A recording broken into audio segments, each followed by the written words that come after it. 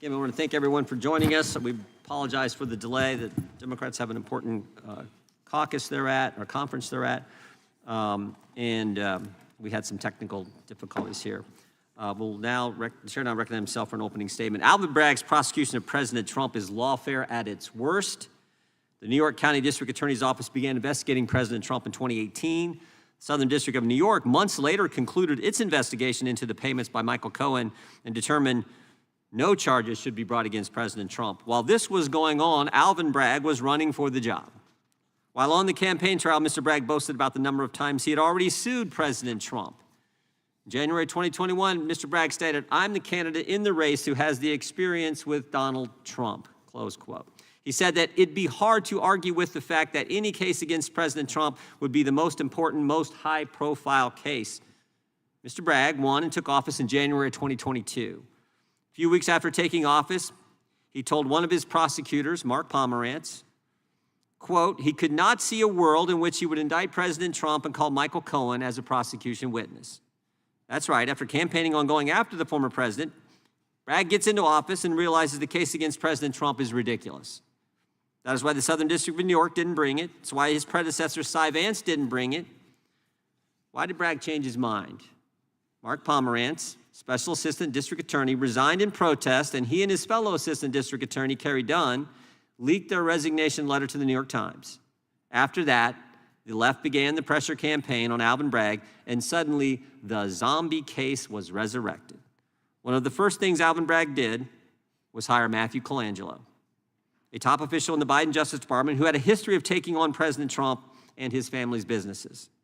It's also interesting to note who Mr. Colangelo listed as his references when he applied for the job at the Justice Department. He listed Tom Perez, former DNC chair, and Jeff Zients, who is now President Biden's chief of staff. That's right. The head of the DNC and the Biden White House chief of staff, those were his references. That's the guy who went to work to be the lead prosecutor on the case against President Trump. Alvin Bragg, Matthew Colangelo picked their target, searched for a crime, and then they prosecuted President Trump. The partisan DA that campaigned on going after President Trump, whose newly hired lead prosecutor for the case also had a history of taking on President Trump, also had their case in front of a partisan judge. A judge who donated to President Biden, who imposed a gag order on President Trump, who told the jury they didn't need to reach a unanimous decision, and prevented one of our witnesses today, Mr. Smith, an expert on campaign finance, from giving real testimony to the court. Today, Mr. Smith will be given an opportunity to tell Congress and tell the country what he wasn't permitted to tell the court, what he wasn't permitted to tell the jury. Remember, Bragg and Colangelo bootstrapped charges that are normally misdemeanors to some underlying crime to make the charges a felony. But what was the underlying crime? Prosecutors didn't reveal that until after the trial began. Mr. Colangelo, in his opening statement, accused President Trump of violating the Federal Elections Campaign Act. But the problem is, in the plain reading of that act doesn't support the indictment or the verdict.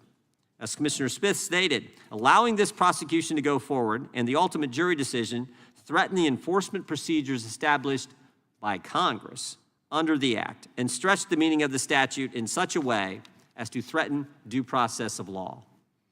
Although Judge Merchan wouldn't permit the leading expert on campaign finance to provide this testimony, he did let someone else speak in the court on this issue and others, Michael Cohen. Michael Cohen, a convicted perjurer, someone even his former lawyer said you couldn't trust. Michael Cohen, who lied to Congress, lied to the FBI, and lied to the court. It's not often you have a witness that can lie to all three branches of government and then become the star witness in the prosecution of a former president. But that's exactly what took place in New York. It is clear Manhattan District Judge Juan Merchan's decisions, guided by political bias, unfairly prejudiced the outcome of the trial and violated President Trump's due process rights. Bragg's prosecution of President Trump, with the help of Judge Merchan, opened the door for politically motivated prosecutions, and it will not be easy to undo the damage that's already been done. As we have seen, other ambitious prosecutors have followed Bragg's lead and pursued politically motivated indictments against the former president. Rather than debate political opponents on substance, the Democrats' strategy to win the 2024 election is through the use of partisan, lawfare tactics. These politically motivated local prosecutions raise substantial federal interest and potential collusion between federal and state authorities. And that is precisely why we are here today. Alvin Bragg's prosecution of President Trump was personal, it was based on politics, and it was wrong. I now recognize the ranking member for an opening statement, and then we'll get to our witnesses. Thank you, Mr. Chairman. Good morning. Thank you to our witnesses for being here. I especially like to thank witness, former U.S. federal prosecutor and former United States Department of Justice Attorney Shan Wu. My colleagues, thank you to the American people watching around the country for joining another hearing of the Congressional Committee to undermine American independence and to defend Donald Trump. From the early days of our nation's formation, our founding fathers were very clear. The upkeep of democracy requires constant proactive maintenance.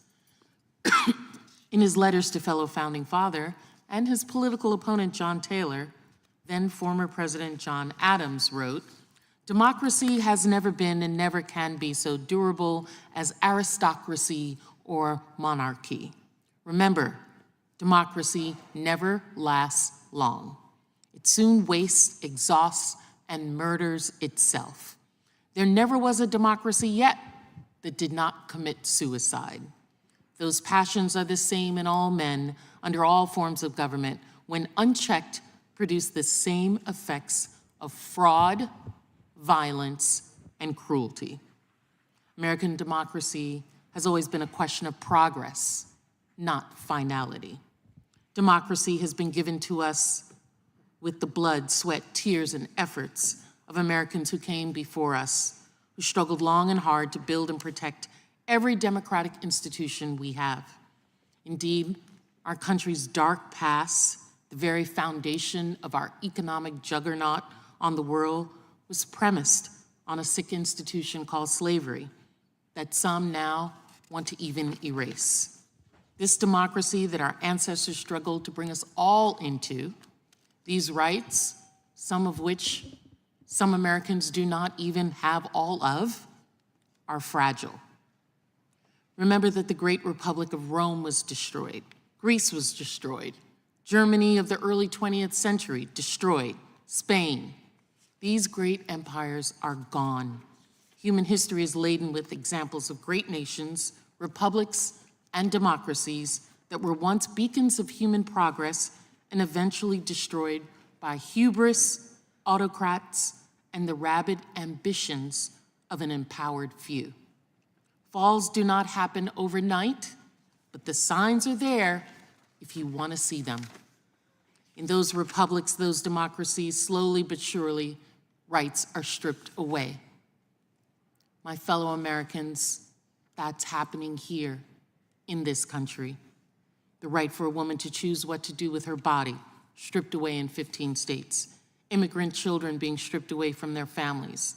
The gains of blacks for fair representation, voting rights.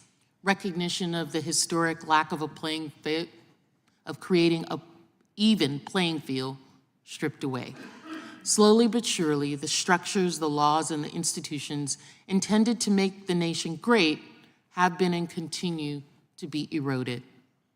Not to mention the souls of the human race and minorities being eroded every day by injustices. We have a blueprint that we can see how that's being done. Project 2025 plans to upend structures, institutions, and the basic rights that have supposedly been afforded. Deconstruct the administrative state and to go after criminals in the